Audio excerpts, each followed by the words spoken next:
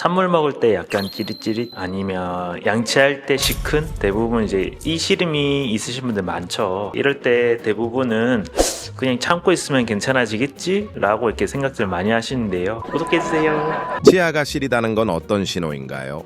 보통 이때 시린 거는 치아에서 보내는 신호라고 보시면 되거든요. 피부나 이런 데서도 통증을 느끼잖아요. 그죠? 외부 자극이 들어오면은 위험한 신호로서 이제 통증을 느끼는데, 치아도 물론 시린 증상, 이것도 하나의 통증처럼 경고를 해주는 거거든요. 치아가 이제 겉껍질이 단단하게 있는데 겉껍질은 시리거나 이런 걸 느끼지는 못해요. 단단한 겉껍질이 치아를 보호해주고 있으면은 자극이 오더라도 괜찮은데, 겉껍질이 다 벗겨지거나 뿌리 부분이 드러나거나 속껍질 쪽에 뭔가 찬 자극이든 뜨거운 자극이든 외부 자극이 오게 되면은 이제 신경이 그걸 느끼게 되거든요. 그렇게 신호가 왔다는 거는 어딘가 겉껍질이 둘러싸지 못한 부위가 있다라고 생각을 하시면 됩니다. 그 원인이 다 여러 가지가 있겠지만 중치일 수도 있고요. 잇몸이 내려가서 이제 뿌리가 드러나는 걸 수도 있겠고요. 아니면은 겉껍질이 닳아가지고 속껍질이 드러날 수도 있고, 깨져서 그럴 수도 있고, 뭐 여러 가지 다양합니다만은 시큰 하면은 이제 뭔가 신경을 자극하고 있거나 그렇게 하시면 됩니다. 시린 증상이 저절로 좋아지는 경우도 있나요?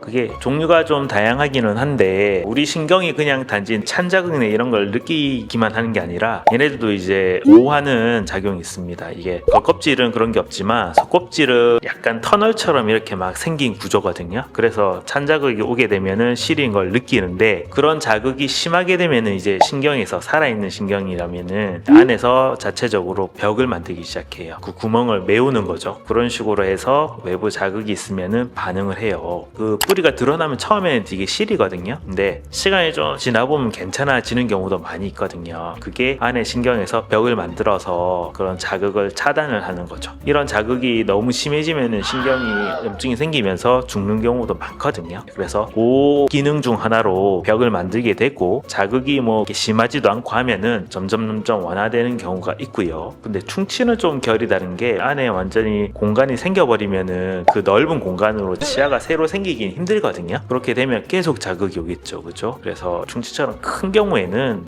그렇게 시간이 지나서 좋아지는 경우는 잘 없고요. 오히려 그러다가 버티다 신경이 죽게 되면 그러다 아픕니다. 구독해주세요. 특정 음식에도 치아가 시릴 수 있나요?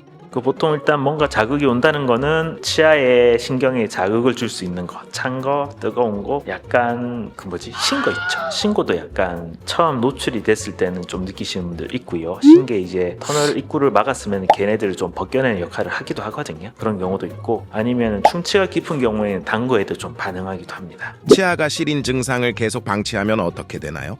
원인에 따라 조금 달라요. 단순하게 잇몸이 조금 내려가가지고 뿌리가 드러났다 그러면은 보호 기능만으로도 완화가 되는 경우가 많이 있고요. 잇몸이 살짝 부었다가 가라앉으면서 조금 시리다가 많은 경우도 많습니다. 보통 대부분은 뭐 양치를 잘못한다거나 어떤 원인에 의해서 잇몸이 살짝 부었다 가라앉으면서 시큰거리는 경우도 있고요. 아니면은 악습관, 좋지 못한 이런 힘을 계속 받게 되면은 또 시큰거리는 경우도 있어요. 그러니까 외부 자극에 의해서 그럴 수도 있고요. 충치가 있어도 약간 시큰거릴 수도 있고, 이런 게 외부 자극이 없어지면 괜찮은데, 이게 지속되고 자극이 강해지면 신경이 안에 죽어버릴 수도 있는 거죠. 치아가 시리면 어떻게 대처하는 게 좋을까요? 일단은 정확하게는 원인을 파악하는 게 중요하거든요. 어떤 물질이 뭘 먹을 때 시린가. 자극이 가면은 신경이 좋을 건 없어요. 뭐 찬 거를 먹으면 시려요. 그럼 찬 거를 조금 자제해 주시는 게 좋고, 정확한 원인을 체크하시는 게 무엇보다 중요하겠죠. 그죠? 단순하게 조금 지나서 좋아지는 경우도 많이 있지만 아닌 경우도 있을 수 있거든요. 왜 그럴 때 있잖아요. 한 번씩 뭐 시큰시큰하고 하다가 말다가 그건 다르다 해서 고민하다가 딱 시기를 지나면은 괜찮아지는데, 이게 반복이 되면 좀 안일하게 좀 대처하는 경우가 많거든요. 그래서 작은 뭔가 반응이 있을 때도 체크를 하시는 게 제일 좋죠. 이론상으로는요. 구독해주세요. 시린니 전용 치약은 정말 효과가 있나요?